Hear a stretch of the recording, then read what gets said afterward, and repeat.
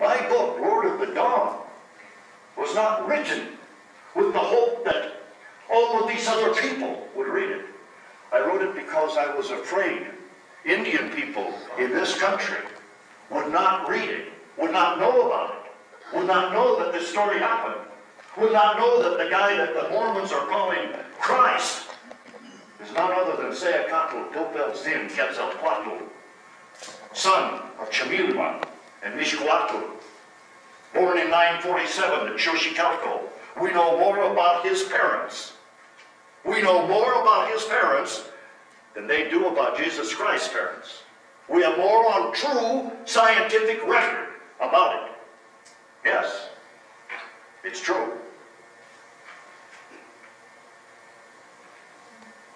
Why would a man with a gray flannel head suddenly say farewell to television, farewell to the luxuries, farewell to the prestige of being there? What the hell would make a person leave all of that and go out to where I'm sitting in a tent in the river, by the river, the Rio Grande, 5 miles below San Ildefonso? Up to the west is Los Alamos, the tree where dwells the giant creature that frightens everybody in the world. And there where Los Alamos Creek comes into the Rio Grande, across the river, there's a little spring, Popovide.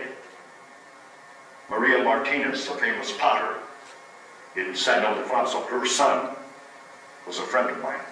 He went to the tribe. He says, can Tony put his tent there? It was a beat-up tent that wouldn't keep rain out, but it was winter, and it snowed, and you could knock that off.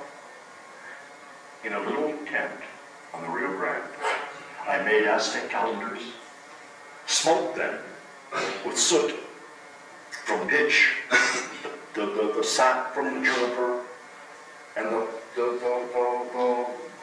pine that's growing there. Then I take them up to the road. The stuff cost me $1 for 1 box of plaster. And if I can sell this to the first person who picks me up for $2, I get $1 for food. If I can sell it for $3, I get $2 for food. But one thing has to be, I have to get $1 out of it so I can buy another box of plaster. That's how it worked. And on pieces of paper, I wrote from the book that I was reading, Lord of the Dawn. I never read a book in my life. I didn't know I was writing a book. Long story. It's on record. The Atomic Energy Commission busted me. The FBI set me up in Los Alamos because they thought that I had been electrified by the Mesoamericans facility or somebody. The craziest story you've ever heard of. They took me out of my tent and put me in the nice hotel in Santa Fe and then moved me to Los Alamos and had doctors examining me. They touched places I didn't know I had. When it was over, I had met a lady by the name of Rhea Vos. She said to me, you know, I looked like death. Starvation. My hair was long. I needed a bath. My clothes were dirty. I didn't have anything. She took me to a Denny's in Santa Fe. She said, let's have something to eat. She bought me something to eat. She says, my kids tell me that you know of Quetzalcoatl. That lit the fuse, and I told her the story. She said, I tell you what, you get your stuff, and you move it out to my place, and you come inside, and I'm going to type the manuscript. She worked for the library in Los Alamos. And so I moved in, destroyed her bathtub the first night. It was awful. It was awful, I tell you. And she would cook and keep house and write during the day, getting all of this together. She'd come home at night, I would give her supper, she would type. The reason? She had been a Mormon. And she learned about Quetzalcoatl. And she fell in love with Quetzalcoatl. And she had had a dream that one day she would type a manuscript about Quetzalcoatl. What I'm telling you is the God's truth. The night the manuscript was finished, the librarian, the chief librarian, Elizabeth Cooper, had invited Rhea that night to the Los Alamos Inn for dinner. We went over, we're sitting at a table, order a martini, and all of us are happy. The book is written. Comes through the door, Bill Ewing, the director of the Folk Art Museum in Santa Fe. He sees me, he knows me. He says, Tony, this is amazing. I said, what? He said, I've got a letter that I was bringing to my brother here in Los Alamos Home. He would give it to you. It came from here. There's the envelope I got open. This is the letter he wrote me. Here's an envelope for you.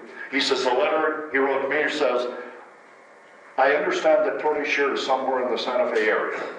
Because he's interested in museums, perhaps he will come to your museum. If he does, please give him the enclosed letter. I open the letter, right there. I look at the letter. It says, Dear Mr. Shearer, our company would like to publish a book about Quetzalcoatl. We also understand that you're an artist. If you would be willing to write such a book, maybe you could illustrate it. I flew from the table to the phone and called him. He said, come out. A lady in Denver, a very good friend of mine, Millie Monson, maybe some of you know her, loaned me her Volkswagen. Baha'i buddy in Santa Fe, guy that big, Jim Wood, went with me. We left New Mexico on October 9th and drove to Healdsburg, California. Vincent Brown and his wife Barbara read it. They said, we'll print it. And you can illustrate it. And I thought, my God, I'll be rich. I'll be rich. I'm going to have a book. Do you believe it? And I stayed right there in these beautiful hills up there by Geyserville, California, up north of San Francisco in the Redwoods. Beautiful. And I ate all of their health foods there. Vincent Brown is a nature, he's a naturalist, and it's crunchy time all over the world, bean sprouts and the whole works, and I survived it, I had to smoke outside and all of this stuff, Even back then, in 71, they didn't allow sugar within a mile of the place, Salt was taboo, the whole works. They went the whole 9 yards, And I finished illustrating the book, and when I did, I realized something, that I had locked myself in a room to do all of the illustrations. I did them all in 1 week. The whole book was illustrated, with the exception of one drawing by Carlota Espinosa, who had worked with me here in Denver along the way, and she had painted the picture of the color plate of Tezcatlipoca, which is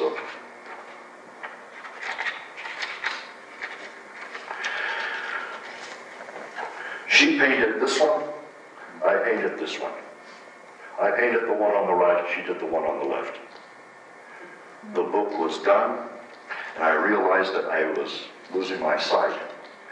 The Browns took part of the advance on royalty that I would get and got me a pair of glasses. I'll never forget it. I could see spider webs in the forest, in those beautiful old forests. God, it was magic. Because through all of that thing, for quite a while, my eyes hadn't worked. And all of those drawings in the book was drawn without being able to see very good. And that may be what's wrong with them. Next thing, the book was finished. The book that was going to be printed next was canceled, a book about whales. And which meant the press would be open. I thought, well, what does that mean? He says, that means you will have your book within 2 months. Seemed impossible. From the time of the tent. And here I am standing there. I immediately followed Lord of the Dawn, Beneath the Moon and Under the Sun. These books are not unknown. None of my books were ever bestsellers. But I get letters that Michener wishes he got. They come from people like Jake Wetcrow, who says that the praying flute